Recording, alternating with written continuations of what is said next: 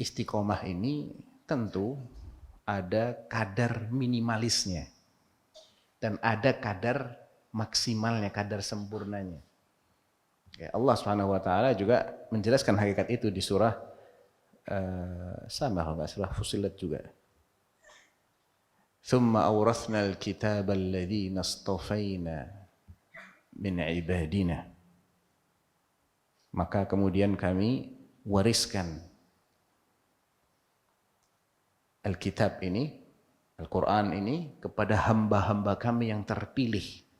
Faminhum, di antara mereka yang terpilih untuk mewarisi Al-Quran, minal muslimin maksudnya, di antara umat Islam ini ada yang zalimun li nafsi, menzalimi dirinya sendiri.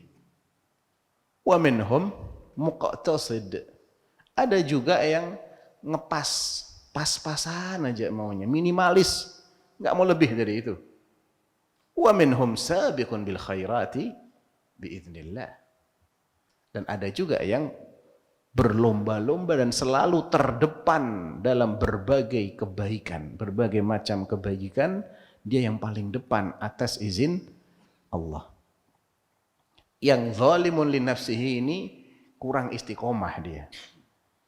Memang dia tidak sampai keluar dari Islam, tapi ini membahayakan dirinya sendiri, ya, karena berarti dia membuka peluang untuk dirinya untuk mampir di neraka, walaupun tidak selama-lamanya. Tapi siapa yang mau mampir di neraka hatta sesaat?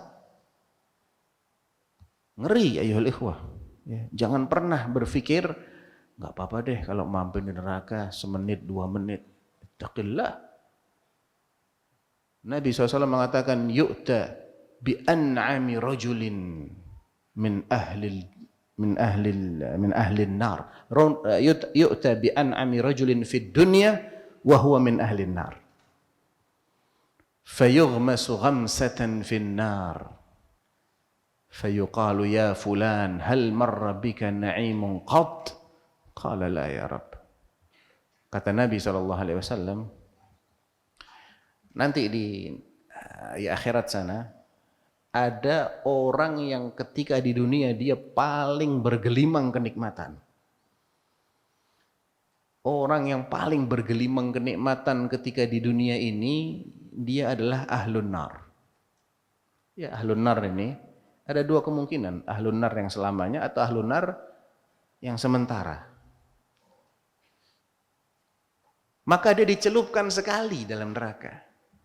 Sekali aja, kemudian diangkat lagi ditanya, hei fulan, pernahkah kamu merasakan kenikmatan sedikit saja?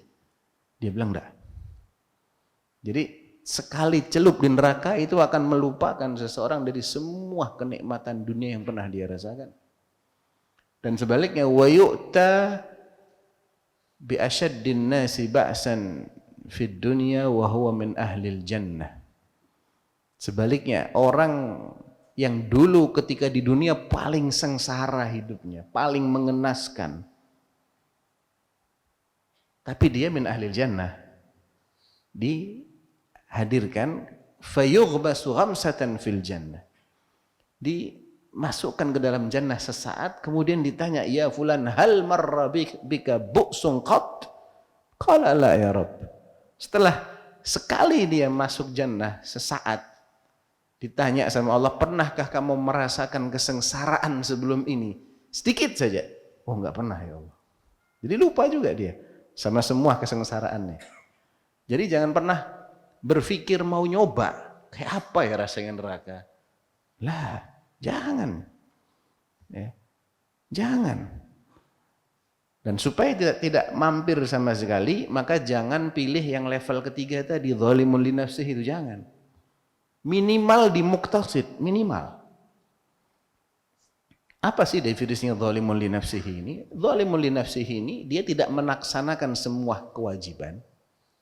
Berarti sebagian dia laksanakan, tapi sebagian lagi dia tinggalkan tanpa uzur. Dan dia juga tidak menjauhi semua yang dilarang, yang haram. Artinya sebagian yang haram dia tinggalkan, tapi sebagian lagi dia sikat, dia terabas. Nah, ini berpotensi mampir. Ya, entah yang haram itu 1, 2, 3, 10, tapi tentu levelnya di bawah syirik. Nggak boleh sederajat dengan syirik. Dan dia tidak bertaubat. Tidak bertaubat karena meninggalkan kewajiban dan juga tidak bertaubat karena melanggar yang haram. Ini yang zalimun li nafsih, yang berpotensi mampir di neraka. Dan ini berarti kurang istiqomah orang-orang seperti ini. Ya. Kalau ingin yang selamat, minimal kita ada pada wa minhum muqtasid. Muqtasid yang ngepasin banget dia ini. Dia hanya laksanakan yang wajib-wajib, nggak terlalu memperhatikan yang hukumnya sunnah. Tapi yang wajib dia jaga. Dan dia hanya menghindari yang haram-haram. Dia tidak terlalu memperhatikan yang hukumnya makruh. Tapi kalau yang haram dia hindari. Ini muqtasid namanya. Ini selamat tapi minimalis. Ya, minimalis nih. Ngirit sama dirinya sendiri.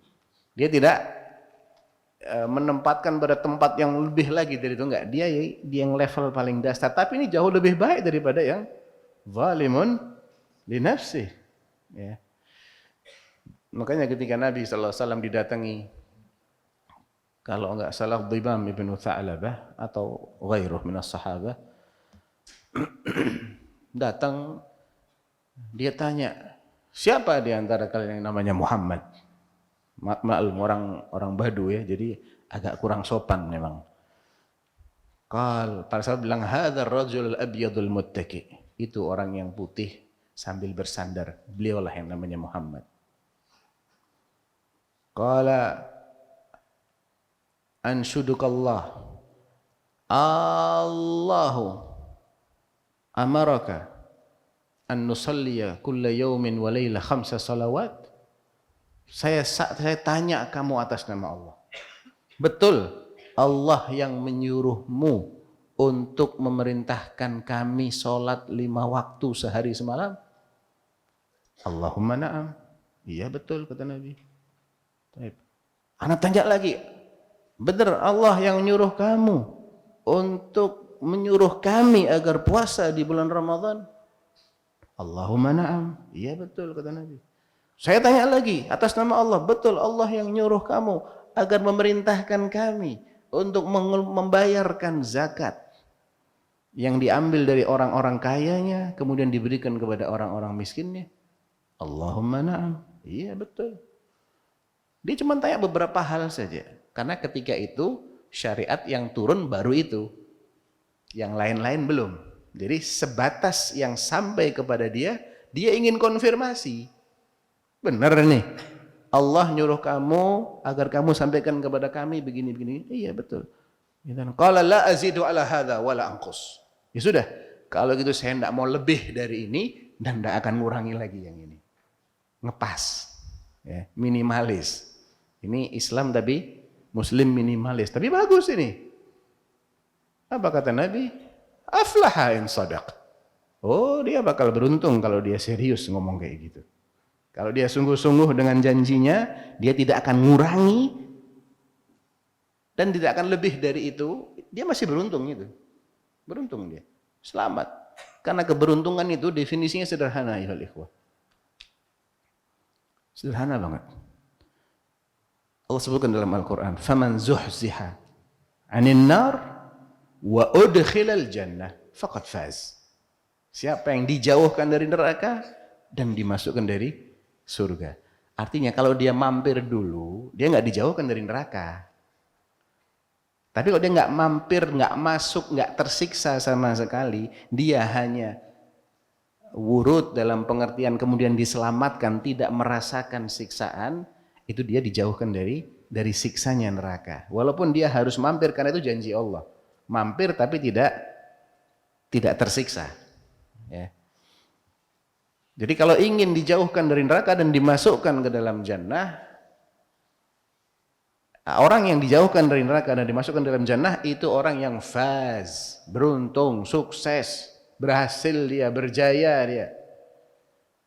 Kalau di dunia dia jadi jutawan ataukah tidak, punya jabatan penting ataukah tidak, sukses nyalek atau gagal nyalek, sukses nyapres atau gagal nyapres, kepilih atau enggak kepilih, wa mal hayatud dunya illa mata'ul ghurur. Nah, itu cuma kenikmatan yang semu, kenikmatan yang menipu. Sepintas nampaknya nikmat, tapi pasti banyak efek sampingnya. Itu nikmat dunia itu tidak ada yang bebas dari efek samping. Tidak ada. Terima kasih. Jazakumullahu khairan wa barakallahu fikum. Video ini dibuat atas partisipasi dari donasi Anda. Semoga menjadi amal jariah bagi Anda semuanya.